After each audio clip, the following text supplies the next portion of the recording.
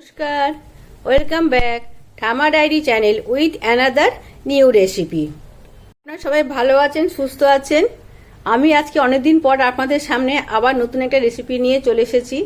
আমার কিছু ব্যক্তিগত সমস্যার জন্য আপনাদের সামনে এতদিন আমি আসতে পারিনি।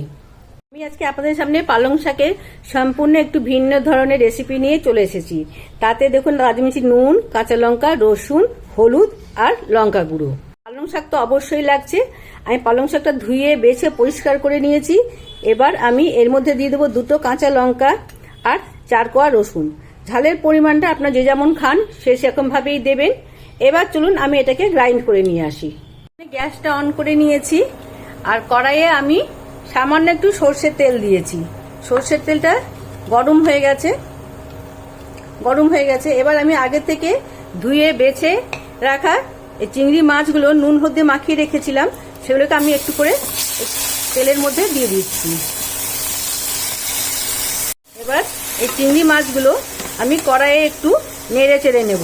বেশি ভাজবো না, কারণ বেশি ভাজলে চিংড়ি মাছটা একদম স্টিকি হয়ে যায়।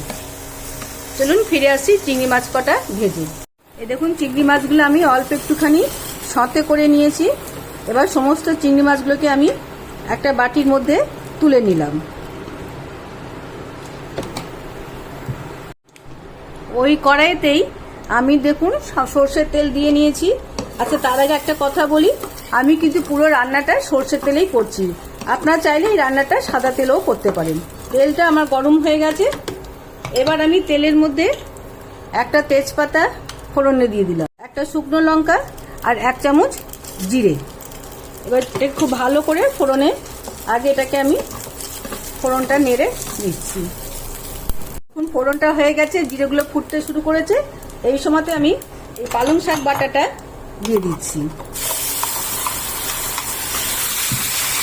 দিয়ে এবার আমি একটু এখানে ঢাকা দিয়ে দিলাম। এবার আমি এই পালং শাকটার মধ্যে মিক্সি ধোয়া জলটাও দিয়ে দেবো। মিক্সি ধোয়া জলটাও আমি দিয়ে দিলাম। এটাকে খুব ভালো করে নেড়ে নেব। খুব ভালো করে জলটা মিশিয়ে দিচ্ছি। পালং শাকটা ফুটতে শুরু করেছে। এখনই এর মধ্যে আমি স্বাদ মতো নুন দেবো। নুন দিয়ে দিলাম, একটু অল্প হলুদ দিলাম, আর ঝালের জন্য আমি অল্প একটু লঙ্কা দিলাম, কারণ লঙ্কা আমি আগেই দিয়ে দিয়েছি। নুন ঝাল আপনারা আপনাদের স্বাদ অনুযায়ী দেবেন। এবার চলুন মশলাগুলোকে আমি খুব ভালো করে পালং শাকটার সঙ্গে মিশিয়ে নিই। ভালো করে কষিয়ে নিচ্ছি। পালং শাকের যে কাঁচা গন্ধটা আছে সেটাও চলে গেছে, মশলাগুলো খুব ভালো করে মিশে গেছে এর মধ্যে। এবার আমি এর মধ্যে দেবো, আমি এর মধ্যে যে চিংড়ি মাছ কটা ভেজে রেখেছিলাম সেগুলোকে আমি এর মধ্যে দিয়ে দিচ্ছি। হলো কি না একটা পালং শাকে বা চিংড়ি মাছের নতুন রেসিপি। চিংড়ি মাছটা দিয়ে আমি ফ্লেমটা একটু কমিয়ে দিচ্ছি। কমিয়ে দিয়ে এই যে আমি ঢাকা দিয়ে দিলাম। এই পুরো রান্নাটা কিন্তু আমি স্লো টু মিডিয়ামেই করছি।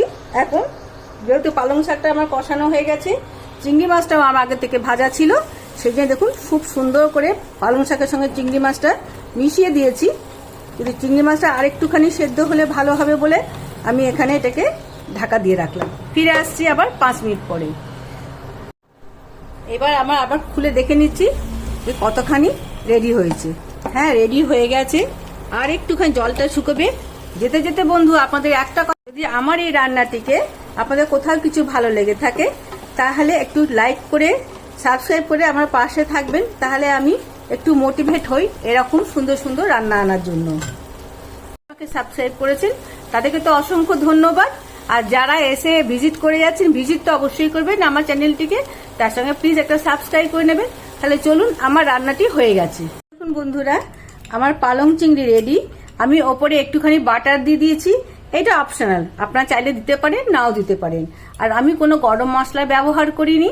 আপনারা যদি মনে করেন এখানে গরম মশলা দিলে ভালো হবে, সেটাও ব্যবহার করতে পারেন। আর এই খাবারটি লুচি, পরোটা, রুটি সবের সঙ্গে তো যায়, তাছাড়া পোলাও বা প্লেন ভাতের সঙ্গেও ভালো লাগে খেতে।